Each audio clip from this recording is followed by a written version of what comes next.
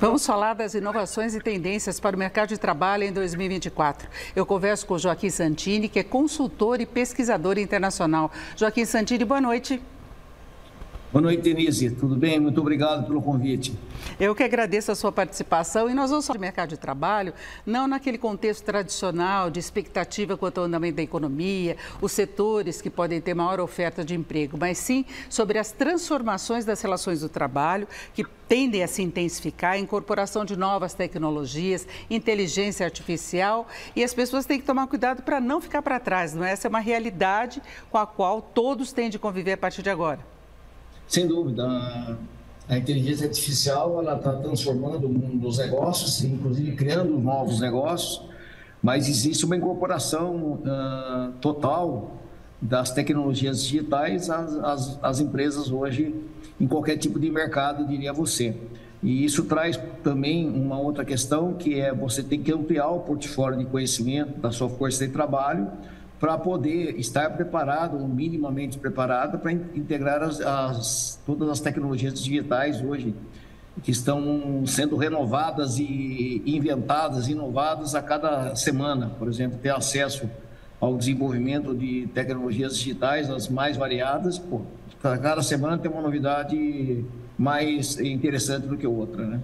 Outra questão chave é também a questão que as organizações vão ter que definitivamente, algumas delas já estão nesse caminho, adotar uma outra forma de gerenciar a empresa, né? Incorporando fatores emocionais, os fatores humanos, emocionais, inconscientes, sociais, à vida organizacional. Não dá para viver mais de outra forma. E isso implica uma mudança significativa na forma de liderar e na forma de gerenciar das organizações. Agora, Joaquim, como é que se pode estabelecer essa cultura numa empresa que era administrada tradicionalmente?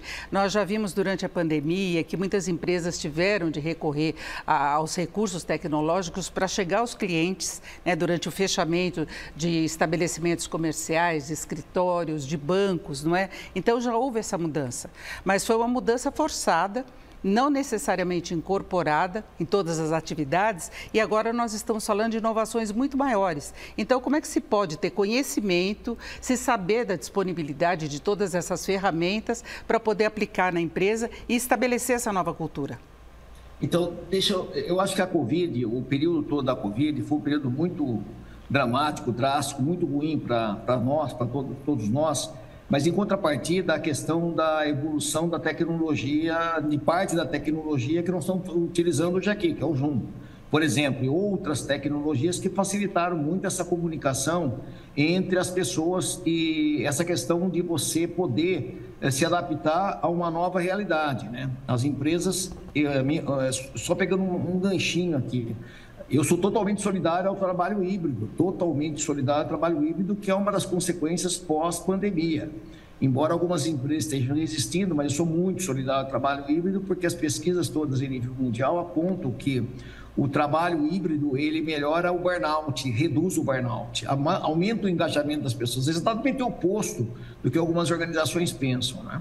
Agora, essa incorporação dessas tecnologias, elas são mandatórias. Então, as organizações, eu tenho clientes hoje que estão desenvolvendo uma espécie de um chat GPT in-house, quer dizer, com software, tal, um software desenvolvido por uma startup, mas no qual eles estão criando um chat GPT para fazer um trabalho de desenvolvimento interno. Quer dizer, então não dá, não tem como fugir disso. Agora, uma questão importante é que a liderança, a alta liderança, ela tem que estar embarcada nessa questão efetivamente, né?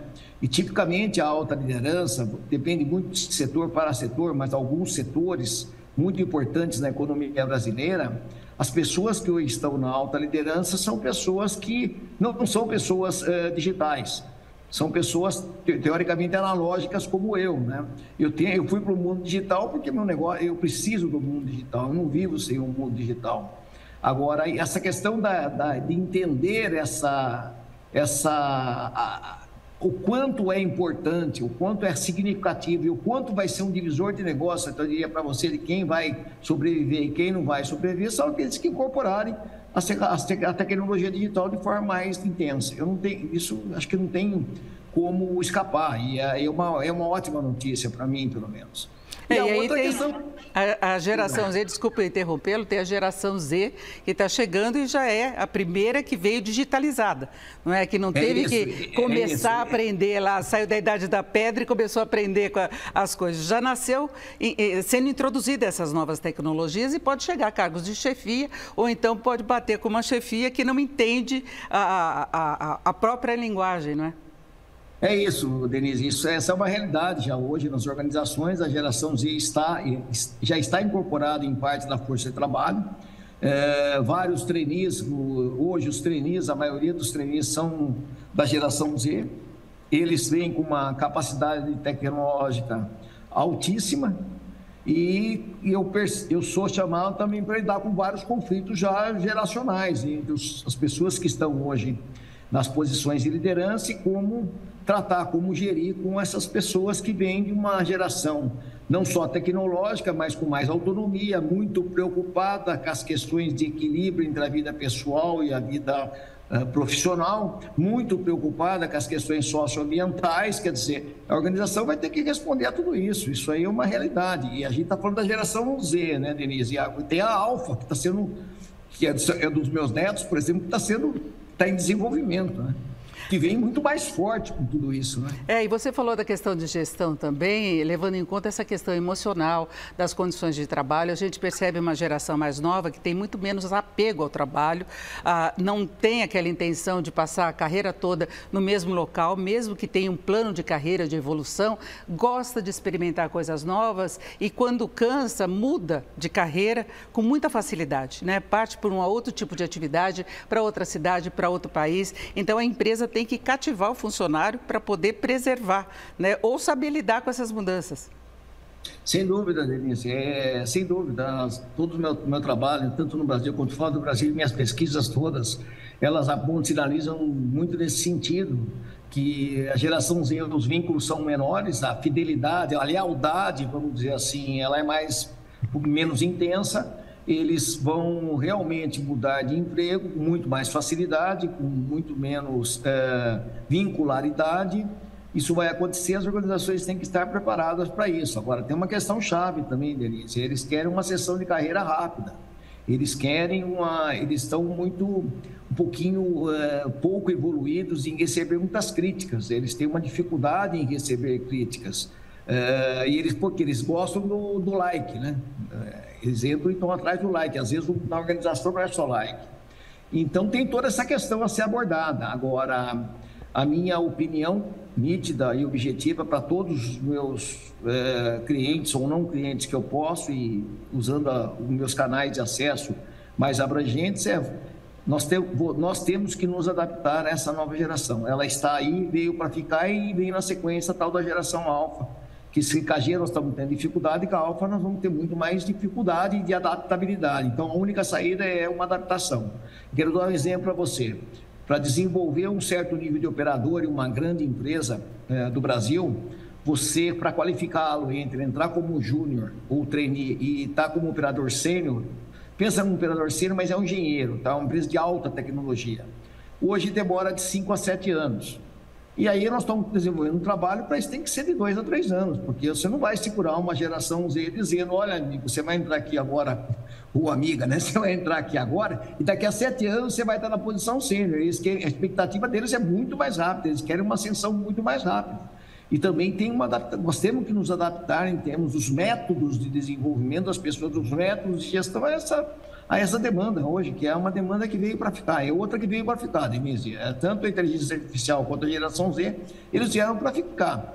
Eu tenho um pouco de receio, porque às vezes que me perguntam sobre a geração Z, óbvio que isso depende muito do contexto, Denise, depende muito da região que você está. Por exemplo, estou fazendo essa entrevista com você, eu estou aqui em Mato Grosso do Sul, tá? Então depende muito, se eu estou na Faria Lima, se eu estou no Mato Grosso do Sul, depende muito, mas que a grande característica é essa questão dessa baixa vincularidade, dessa necessidade de fazer carreira rápida, necessidade de ser desafiado no trabalho, de poder entender que eles têm autonomia para trabalhar, têm autonomia para inovar, propor melhorias, eles entenderem que eles necessitam sentir que eles fazem parte de um contexto maior. Isso não é só para a geração Z, mas é um grande problema do outro lado lá, que eu estava comentando com você, do engajamento.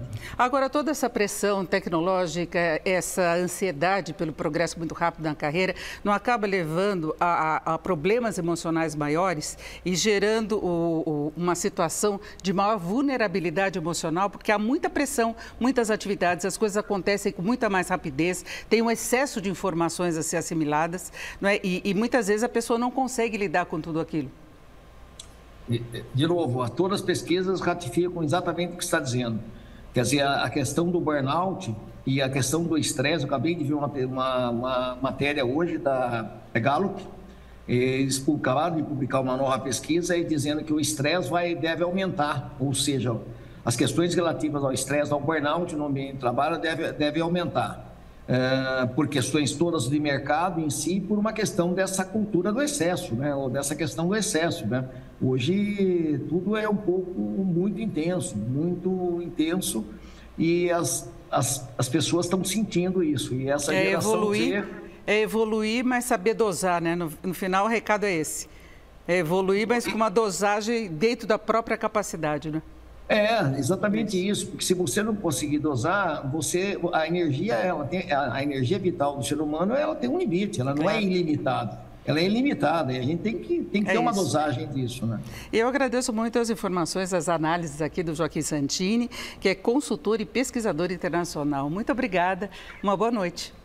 Muito obrigado, Denise, tudo de bom. Agradeço o convite novamente, muito obrigado. Obrigada.